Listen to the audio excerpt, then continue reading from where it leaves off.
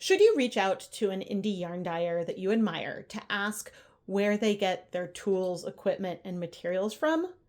No, not unless they're inviting you to ask questions about your process. This is just like how you wouldn't go into a restaurant and ask them to give you the recipe of their most famous dish. You shouldn't look at a listing of hand-dyed yarn that you really like and then reach out to the artist to ask them, hey, can you give me the recipe of how you created that colorway? Of course, this is with an asterisk. And as a teacher and someone who shares yarn dyeing tutorials and shares my recipes regularly, I invite your questions.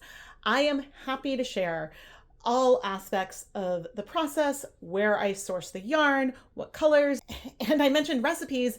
In most of my YouTube video descriptions, you can see exactly how much dye I used for the project I'm sharing in that video. The difference is that I'm inviting questions. And there are a lot of other yarn dyers who create tutorials and invite questions as well. But keep in mind that for many of us, dyeing yarn is a business. This is our livelihood.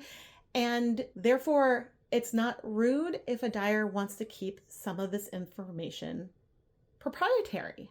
And honestly, it can be a little bit rude to ask for their recipe or where they get their supplies unless they've invited you to ask that. There are always exceptions to everything, but I figure this is worth bringing up from time to time because I invite and encourage you to ask me questions. I love answering questions, but just because I do it, that doesn't mean that every dyer is open to it.